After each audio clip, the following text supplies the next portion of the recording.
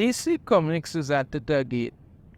After not going to San Diego Comic Con last time around when they had it, because they literally have absolutely nothing to showcase there anymore. At this point, Comic Con has just become a ridiculous excuse for nonsense because their movies aren't going good. Look at the Flash, their comics are in the toilet. They figured this time around, let's head to San Diego Comic Con and groom children into joining the nasty, despicable behavior and acting like, everybody who don't love it is a bunch of bigots and homophobes. Into this article here from Bounding into Comics. DC Comics to groom children with evil gender ideology at San Diego Comic Con. Oh yes, that sounds very wonderful. DC Comics plans to target and groom children with the objectively evil gender ideology during the company's appearance at the upcoming San Diego Comic Con. Oh look, John Kent and his pink-haired weirdo boyfriend, that's what everybody wants to see. In a press release outlining the company's plans for San Diego Comic Con, DC revealed they will have a presentation called DC Books for Young Readers on Sunday, July 23rd from 11:15 to 12:15 p.m. This presentation will feature some of the creators behind the publisher's popular middle grade and young adult graphic novels with exciting announcements about titles arriving soon. None of these so-called young and middle grade graphic novels are ever any good from them, but so ruined him right there. But anyway, the presentation will feature Wyatt Benjamin Maines, a man who pretends to be a woman and calls himself Nicole Maines. Now let me stop there for a moment.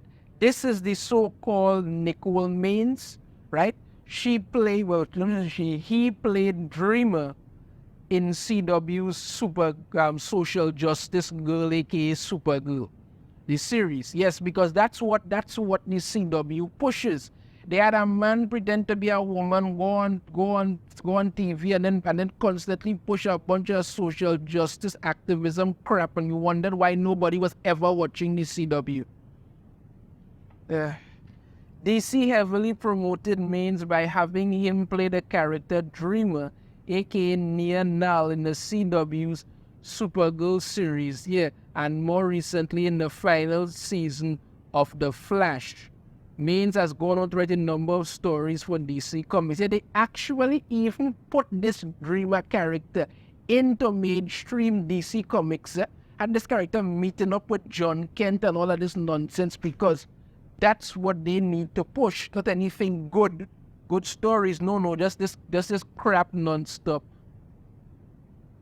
The company will be publishing an upcoming graphic novel by Maines titled Bad Dream, a Dreamer Story.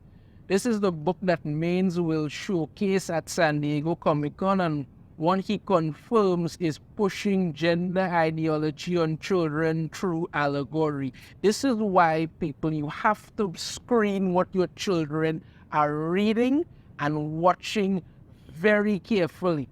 These people have infiltrated everywhere, and they are going after your children to try and normalize their sick behavior. And everybody's supposed to just be happy with it. It doesn't make any kind of sense. People just want to stop and read good stories. Yet for some reason, they can't seem to understand why manga is literally cutting their ass because they don't have any of this crap in it. Maines previously discussed the graphic novel with IGN. Without revealing too much, there is a direct link between the alien community. Listen to what he says there. Alien communities and the queer communities, especially in Metropolis. They're both groups that people make unjust presumptions about and make assumptions. And as queer people are being legislated against, as are aliens in this universe, and so they find commonality in that. Okay, let me just stop for a moment there. I am trying to understand. These people are pushing this narrative like, there's this There's this giant group of angry individuals targeting all these queer people, all kind of thing. No. So what happens? The majority of people don't even care. Who you sleep with, what you identify as is your own business, and that is not anybody else's problem. No. But this is what does get people really pissed off when it comes to it. Because I've actually seen people make videos. Come out and say, you know, they are gay, but they do not support the LGBT alphabet community movement because it's just downright disgusting. Why are you pushing these things onto children? That is not what any child, any person wants to see.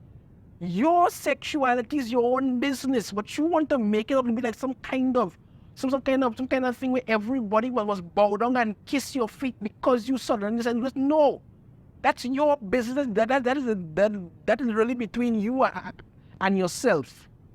But everybody else. He continued. But where Nia comes from, it's starkly different. It's a situation of I've grown up in this very, very diverse place where everyone is so different and everyone has their own stuff going on. Why am I the odd one out? And somebody kick a ball and hit his holy face. Next, Maines admitted he's pushing the evil ideology in the book through allegory. Of course, it must be allegory. For me, it feels very much directly linked to the real world in the way that marginalized groups and even other members of the queer community find time in their own suffering and in their own struggle to say, we're still better than these people. We don't like it when we're discriminated against, but I believe it's completely justified if this group of people is discriminated against. Who is discriminating against you? That's what I'm trying to understand. Who is discriminating against you? People are just saying they don't want you pushing this nonsense onto children.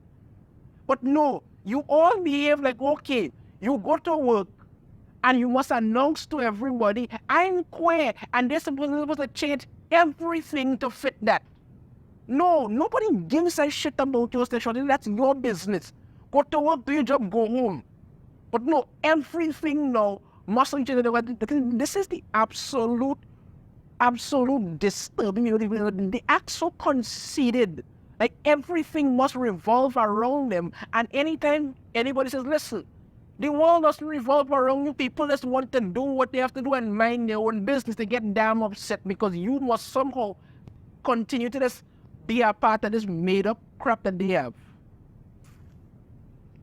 I'm going to continue on. That lack of self-awareness in their own situation through some of the inspiration behind building paths because of some of course, let's get to the other part here. Other guests to be featured for the DC Books for Young Readers presentation include Sinan Grace, and his Superman, Harvest of Youth, Penelope and Jerry Gaylord for Diana and the Hero's Journey, and Clark and Lex, Jeffrey Brown for Batman and Robin, and Howard and Jim Benton for Fan Club Batman Squad. None of that sounds good. The Diana and Hero's Journey book also appears to be pushing recent government propaganda that children do not belong to their parents. So who the hell they belong to then? Oh, yeah, it says this, but children do not belong to the parents. So what do they belong to? Oh, that. See, the official description on Penguin Random House's website states, it takes a village to raise a warrior, and the Amazons have a lot on their hands with Diana. She can harness the power of truth and community to become the hero we know as Wonder Woman. You see, the whole it takes a village to raise a child thing doesn't mean that the child belongs to the whole village. It means that people in the village will look out and help to raise this child. But children belong to their parents. That's how it works. Wrong with you sick freaks. Sinan Grace's Superman Harvest of Youth also appears circumspect as it claims a grounded and heartbreakingly human story about the legendary Superman as a teenager finding his place in a world filled with death and hate without losing sight of his greatest power, hope. Given DC Comics' track record, it's not hard to imagine how where that death and hate is coming from. Yes, can anybody else say political message? This is not the company's first foray into attempting to groom children. Earlier this year, the company published the DC Book of Pride that is specifically labeled in the children's book and teen and young adult non-fiction category. Jesus Christ. The book description states, discover the rich history of DC's alphabet community superheroes in this inspiring gift title featuring detailed character profile. Look, you see this? It adds, written and curated by DC expert Jadzia Axelrod. The DC Book of Pride profiles more than 50. That 50 of them? Okay. The characters including Harley Quinn, who they decided to hook up with Poison Ivy. Everybody had a big wee about it. On Twitter, the story went absolutely nowhere. They did that whole eat, kill, bang thought as one of the worst comic books ever written. And will continue to be the worst ever written. And they just keep pushing that crap down people's throat. Superman, they're talking about John Kent Superman, who is DC's gay Superman and nothing else. Nubia. Oh yes, Nubia. Let's talk about Nubia. Nubia is so amazing. Nubia is queen of the Amazons. Nubia is black. Nubia is queer. And nobody reads her freaking books. Nobody. Tim Drake Robin decided after literal decades of him being straight to just make him bisexual, even though we all know it's gay, because he's never going to go back and touch any woman ever again. And they cancel it because nobody wants to read that shit. Batwoman, okay, we had Batwoman. Everybody knew that off with Batwoman that she was gay. Okay, well, what have they done with that character lately? Not a damn thing. Aqualad, that's a new Aqualad who they put in, who decides, you know what, he's going to drown people mercilessly while he makes out with his boyfriend and watches them die. Then we had Dreamer, enough said. Green Lantern, yeah, that's Alan Scott with a retcon to be gay out of nowhere. What even is this? Then they go on to talk about what happened with the whole DC Pride 2023, where they were literally promoting sodomy and homosexuality to young children with Midnighter and Apollo. It was just, and then of course, let's not forget. You understand me? John Kent has to take every opportunity to make out with his pink-haired weirdo boyfriend in front of millions of cameras and all sort of stuff. Yeah, they go on to talk about how they continue the retcon and some of the iconic characters in order to push these distorted lifestyles, including Jonathan Kent, yes, Alan Scott, Tim Drake, Constantine, Poison Ivy, Harley Quinn, Wonder Woman, Penguin, and Victor Zsasz. Destroying these characters just to push a sick agenda. So yeah, DC is heading to San Diego Comic-Con to shove more gender ideology, more LGBT crap, and groom your children hard.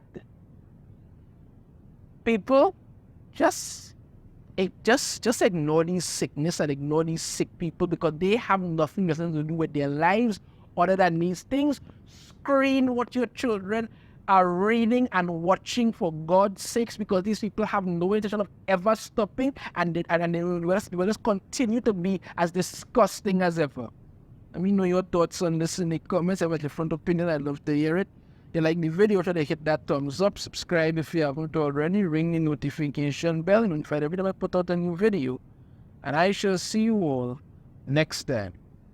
Take care.